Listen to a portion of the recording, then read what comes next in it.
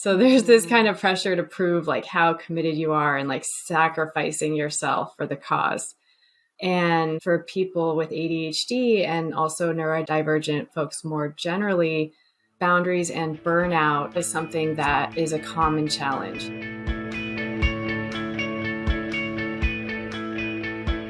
Hello and welcome, everyone. I am so excited to be here today with Margaux Joffe. Margaux, welcome to What the Fundraising. Hi, Mallory. Thanks for having me on your podcast. I'm really excited for our conversation today. It's a topic that is personally important to me and I think so important for the nonprofit sector. So why don't we just start with you sharing a little bit about your background and what brings you to the work that you're doing today? Yeah, so I know when you first reached out to me, I was like, are you sure you want to talk to me? Because I'm not a fundraising expert. But then once we chatted a little bit, there was just so many juicy subtopics in there that I'm excited to get into. But just briefly, my name's Margaux. I use she, her pronouns, and I'm currently based in Seattle, Washington. And I am a former advertising marketing producer turned disability inclusion consultant. And I focus a lot on neurodiversity and ADHD in the workplace. How can we create more inclusive workplaces for minds of all kinds? I'm the founder of a platform called Kaleidoscope Society, which is designed to be a resource for adult women with ADHD. Thank you for sharing all of that. And I know we're going to get into some, as you said, really juicy topics here, but I'm wondering if we could start, would you define neurodiversity for folks who might be coming to this conversation and could use some framing of some of the terms we might use? So neurodiversity, it is actually a relatively new term because it was coined in the 1990s by an Australian sociologist, Judy Singer. And neurodiversity, it's short for neurological diversity, in plain language, meaning that there's a diverse range of human brains in our species. So it's the range of neurocognitive functioning that exists in our species. And it's a really powerful term because it's also a paradigm shift in understanding that there's a range of what we understand to be normal in terms of how brains function. And so examples of neurodivergent conditions that you may know of could be ADHD, dyslexia, autism, Tourette's, OCD, etc. So anything that falls outside of we as society considers quote unquote normal or typical is seen as neurodivergent.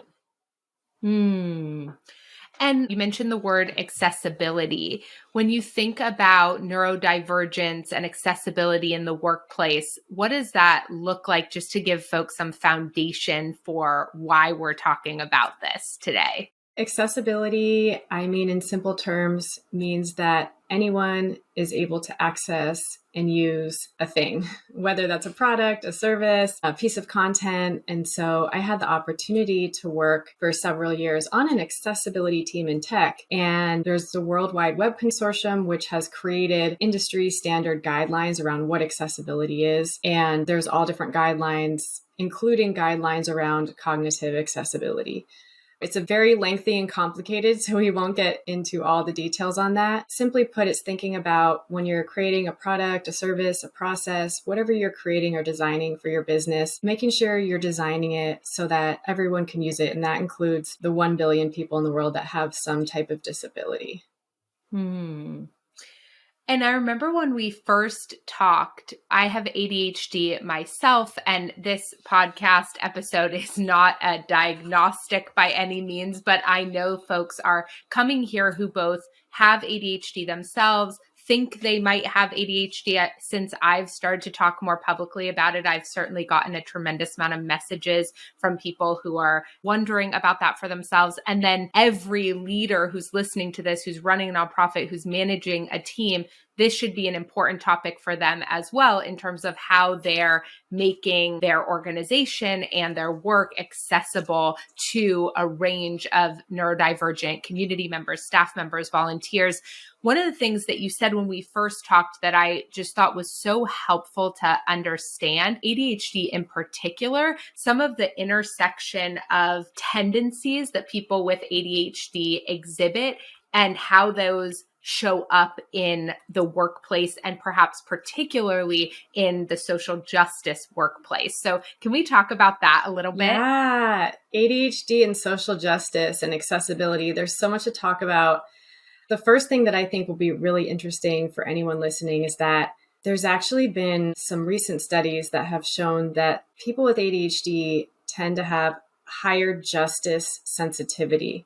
And I've seen this too in my work, speaking with hundreds of women with ADHD, that people with ADHD tend to be more sensitive to unfairness, injustice, things that they see that just seem wrong out in the world. And many of them feel compelled to take action and make a difference. And I think that is one of the beautiful qualities of people with ADHD is this big-heartedness and desire to do the right thing and help others. But we have to be careful, right? Because sometimes we can go down a rabbit hole and put everyone ahead of and not take care of ourselves. So it's a balance there. I remember when you were first talking about this with me, and I was fascinated by the justice sensitivity research. And then you mentioned a little bit around how that intersects with challenges that people with ADHD might have around creating healthy boundaries and work-life balance and prioritization. And so I'm curious if you could speak to that a little bit, because as I heard you talking about it, it just gave me so much insight, both into myself, but in other leaders that I've supported over the years as well, who have also shared their journey with ADHD. I want to share a caveat before we get any further that I'm not a doctor, so nothing that I say should be taken as medical or legal advice. This is my perspective based on my personal experiences, based on my work with the ADHD community and as a certified accessibility professional. But for any specific medical advice, please work with your healthcare provider. So just wanted to make sure I said that caveat. So for many people with ADHD, boundaries can be an area of challenge. So maybe that boundaries are too porous or too loose. So this can look like feeling compelled to say yes to requests, wanting to make people happy, keep the peace, not being able to create those healthy boundaries. And on the other hand, other people may struggle with boundaries that are too rigid, which can look like not being able to ask for help when you actually do need help. So for many people with ADHD, it can be helpful to work on how to create healthy boundaries where you are able to ask for help when you need it, not take on too much, and maintain a manageable workload so that you're not constantly stressed and run down and running yourself ragged. And I know from personal experience, because that's something that I used to struggle with, especially in my 20s, with people-pleasing tendencies and saying yes to everything. And I think that's rooted in a couple things. For some of us, it can be rooted in self-esteem issues. You know, I was undiagnosed ADHD until I was 29. And so I had developed some coping mechanisms to get through life. And people-pleasing was one of those coping mechanisms to try and overcompensate for mistakes that I would make or information I would forget. And I felt like I always had to be overcompensating or working twice as hard to get the same results. Learning how to create healthy boundaries is something that has been really important for me. And when you tie in the social justice piece, for those of us with ADHD, when we're very passionate about something, we can get hyper focused on it. And we can want to give 200% of ourselves to a cause, to a project we're working on, or to a relationship. Because with ADHD, there could be challenges in regulation of our attention, regulation of our behaviors, impulse control. Dr. Hollowell talks about ADHD, and he says it's like having a Ferrari brain with bicycle brakes. We have a very powerful brain, but sometimes we have challenges regulating it or controlling it. It's actually not that we have a deficit of attention. It's an impairment in how attention is regulated in our brain. So it can be 0 to 100. Either in attention, you're having trouble paying attention, or maybe you're hyper-focusing. Hyper-focusing can be a strength when we learn how to channel it in a way that serves us and know how to rein it in as well. Wow. I love that Ferrari engine bicycle brake. I have often said that I'm the cart and the horse. That I feel this real tension between driving myself forward at lightning speed and then struggling to rein myself back in, and this sort of tug and pull. And so that visual is really helpful for me to think about. And we're in a moment right now where I think there are conversations happening about some of these sector-wide patterns and the way they are harming nonprofit leaders and fundraisers that wasn't there 10 years ago when I was in the trenches as an executive director. This is a sector that prides itself on how much they can do with how little. Like there are these elements of lack of boundaries that are medals of honor in this sector a little bit. And I'm curious what your thoughts are on something like that. Like for a leader of an organization, understanding this around sort of the neurodivergence of their team members that are likely there and how they support a healthy team by perhaps shifting some of these cultural expectations around don't have boundaries, live and breathe this work, etc. Yeah, you brought up such a great topic, which is unfortunately and ironically, sometimes nonprofit organizations can actually be toxic work environments. And that wasn't something that I thought about when I was in college, because you think about, oh, this is a mission-driven organization. So we assume that the experience of working in those organizations reflect the outward mission of the organization. And sometimes that's not the case. And I don't want to say that in a blanket statement. Obviously, all nonprofit organizations are different, and there's some wonderful nonprofit organizations out there to work for. But in speaking to many people I know that have worked at various nonprofits, sometimes there is this pressure of working beyond 8 hours a day, giving so much of yourself and sacrificing salary or benefits, even your work-life balance and your mental health to make sure you're serving the mission of the organization. And sometimes people can put pressure on themselves because it's like, well, I don't feel like I can ask for more money or take more time off. If I do, I'm not really down for the cause. So there's this kind of pressure to prove like how committed you are and like sacrificing yourself for the cause. And for people with ADHD and also neurodivergent folks more generally, boundaries and burnout is something that is a common challenge in general in all workplaces. And so nonprofit environments can be a place where people can experience burnout more quickly because of the lack of boundaries, because of these expectations that you're just going to give. And if you don't, then you don't really care about the cause. And sometimes some nonprofits can be understaffed and people are expected to wear many hats, and there may not be clear roles and responsibilities, and people are expected to take on more and more. So it can be kind of a combination of all those things where folks can burn out. You said something before around, you used a different term than this, but it activated in my mind this symptom that we have in the sector around shiny object syndrome and the bouncing from, especially around fundraising, looking for these silver bullets that are going to transform the way that we fundraise. And part of that is in response to the scarcity mindset that blankets the sector. But there's something that you had said earlier that made me think that it might be also in relation to just thinking about the numbers of people, the percentage of people that have neurodivergence, that they mostly work in an environment that is not creating accessibility for them. Are there suggestions that you have around how organizations and the sector can think about supporting fundraisers across the board? Because I have a feeling what acts as support for people with ADHD and people who have neurodivergence more generally would still be beneficial for everyone. I'm curious what you think about that.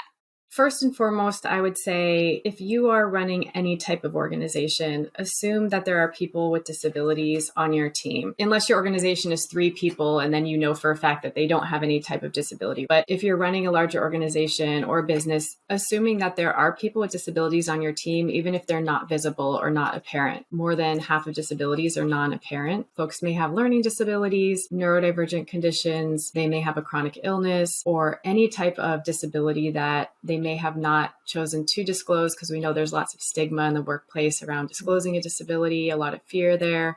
Instead of waiting for employees to disclose and waiting for employees to request accommodations, just assume that there may be people with disabilities in your workplace and think about how can you create your workplace to be accessible.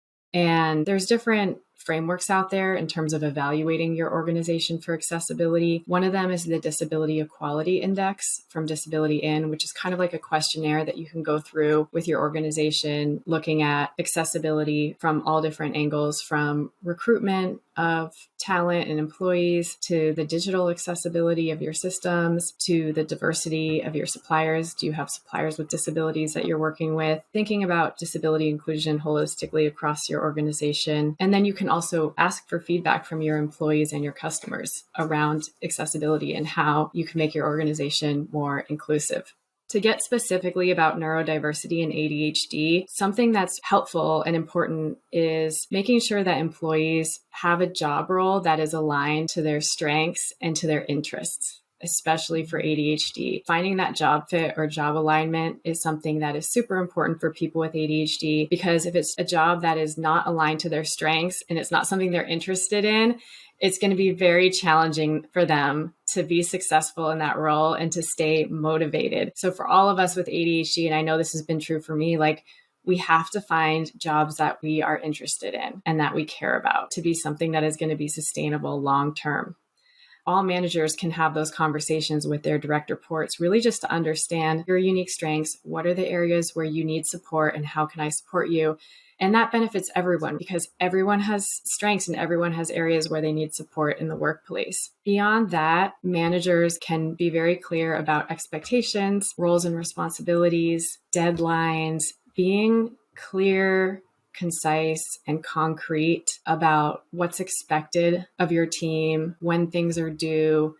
That can go a long way, especially in an environment like nonprofits or startups or any of these environments where there's always so much going on. There's always so much to do. So reminding your team and being clear, communicating those important deadlines and expectations in writing can really help folks with ADHD and really anyone with any type of executive functioning impairment. Because with ADHD and other conditions like dyslexia, or if someone has long COVID or traumatic brain injury, executive functioning can be impaired. And this has to do with planning, prioritization, organizing, getting started on tasks, sustaining attention on a task, finishing a task, anything that can help with structure, planning, organization, helping people stay organized. You hit on something that I think would be really interesting for us to explore a little bit. I'd be curious about your thoughts on this. So in fundraising, one of the things that is really complicated is the relationship building is not linear. And I think about sequencing and challenges around sequencing with neurodivergence and in myself. And sometimes the lack of clarity around a sequence, I can lose it in there. And with fundraising, one of the ways in which this is really challenging is that all donors and funders behave differently. And so we work really hard to systematize as much as possible. We've named this moves management system. But because of the uniqueness of funders and donors, they have become these very big buckets that don't give a lot of clarity and don't help fundraisers actually prioritize. Because if you have 500 donors that are in the cultivation phase, and some of them have been in there for 2 weeks, and some of them have been in there for 2 months, and some have been there for 12 months, but they don't necessarily have this very clear ladder of engagement for folks. And then I think for fundraisers, what ends up happening is that they end up focusing on acquisition, like new donors, because that's where they sort of understand the cadence of communication. It feels like it's more controllable, but we know that lifetime value of a donor is really important. It's much less expensive to retain a donor than to get a new donor. And yet we see this pattern over and over and over again. And I think it might be related to some of what we've been talking about. I'm curious about your opinion about that. That's really interesting. And you have much more expertise on the details of how that shows up day to day. But what stood out to me when you were talking is the role that novelty plays in interest and motivation, especially for people with ADHD. People with ADHD have an interest-based nervous system. And so the things that can be very motivating are things like novelty, like is it new, different, bright, shiny object? Is it challenging? Like is there some problem to solve? We're really good with problem solving. Sense of urgency. A sense of urgency, is it time sensitive? All of these factors can be very stimulating for the ADHD brain. And so when you were talking about the tendency to want to acquire new donors versus continuing to cultivate an existing relationship, I don't know the details of those specific situations, but it could be something around simply the interest kind of wears off because maybe you've known this person for several years. And that can come into play like in relationships too, in our lives, in our friendships, in our romantic relationships, in our jobs. People get bored and then they want to quit the job, they want to break up with the partner.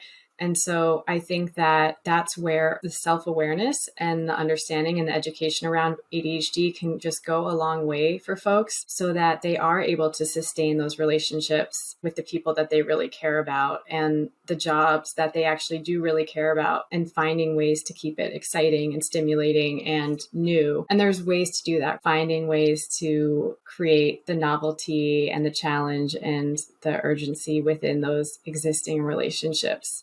I love that. And I'm curious from an organizational perspective, like if you were speaking to a leader of an organization that was managing a team of fundraisers, what are some group challenges or frameworks, even tools and task management systems that you think would be helpful in supporting their neurodivergent staff members to stay motivated, take certain actions, or be able to prioritize an action that doesn't have as clear or as quick of a feedback loop? I think the answer is just in how you stated that. So first, being very clear about the priority, whether it's for the month, for the quarter, for the week, for the year, what are the priorities and what are the overall goals of the department or the group, so that everyone's clear that they're all working towards the same goal. And then helping the team break that larger goal down into smaller milestones or smaller chunks.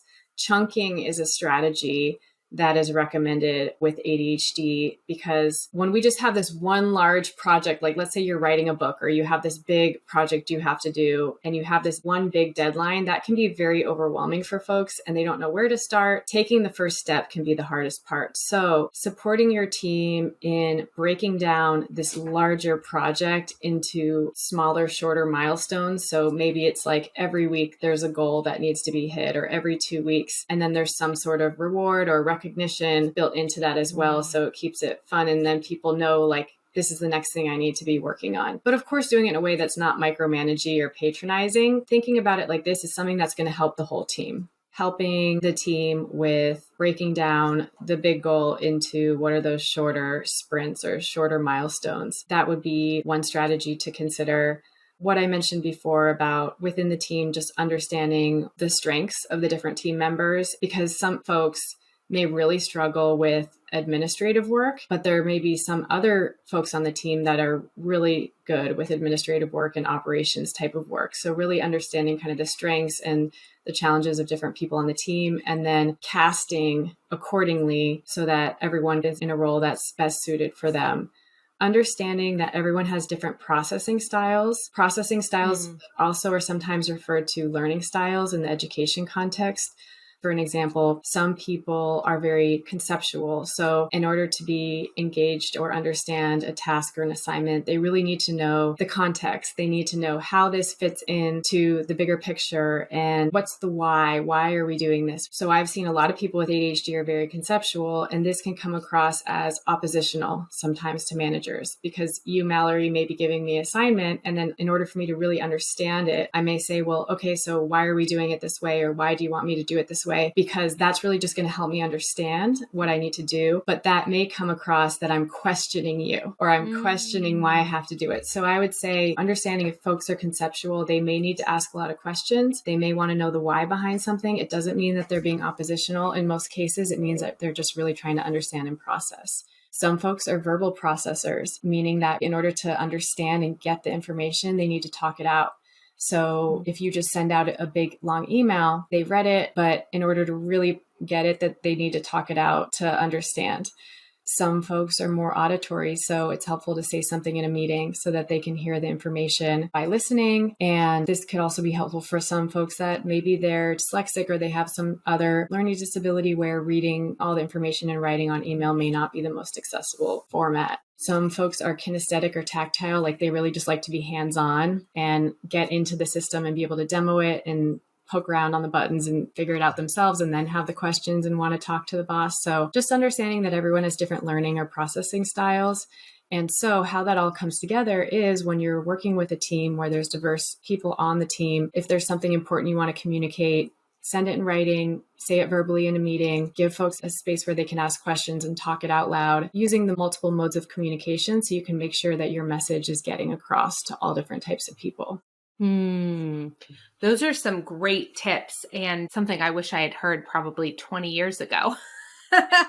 Because that contextual learner piece, I struggled a lot in school when I was younger. I didn't think until college even that I was potentially smart at all. And a lot of it was because of the lack of context given in K through 12 education, in addition to having a number of different learning disabilities and not being in an environment that really supported that. So I really appreciate hearing those, and we'll drop a resource below too for folks. I know we're going to transition and talk about neurodivergence in the granting and funding side of things in a minute as well. But before we jump into that, I'm wondering if you have any final things for folks who perhaps are sitting in a nonprofit right now. They are currently identify as having a form of neurodivergence and are figuring out how to advocate for themselves inside their organization, whether or not they're wanting to share the specificity of how their brain works. Do you have any suggestions for that? First, I would recommend leaning into professional support. And hopefully, if you're working for an organization, you have health insurance and access to benefits, whether that's working with your primary care provider or your therapist, to talk with them about some of the specific challenges you may be facing. And most times they may be able to talk with you about ideas for accommodations, or even whether or not it's a formal accommodation, but what are the things that you can do to support yourself in the workplace? And sometimes they will even be able to write a letter that you can share a quick story.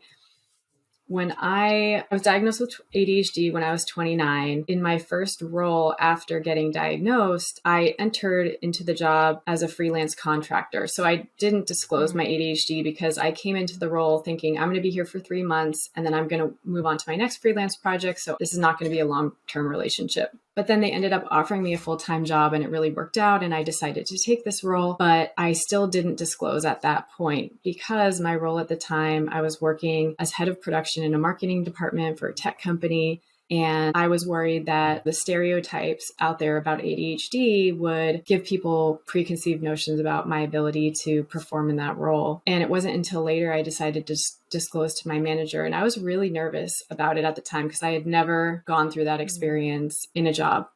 And I remember with my therapist, we had a lot of discussion about it. She made some recommendations of things that would help that I didn't even feel that I had the right to ask for. And that's part of it too, is realizing that you're not asking for too much. If you're asking for an adjustment that's going to help you show up your best in your job, you have the right to ask for that. There's the Americans with Disabilities Act that was passed in 1990 that stipulates any organization with more than 15 employees is required to provide reasonable accommodations so that employees with disabilities can perform in their role.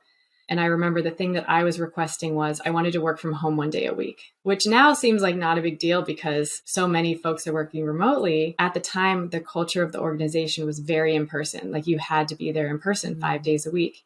And so I remember my therapist wrote me a letter that I ended up not even having to give it to my manager, but I remember I printed it out and I had it in my back pocket just in case.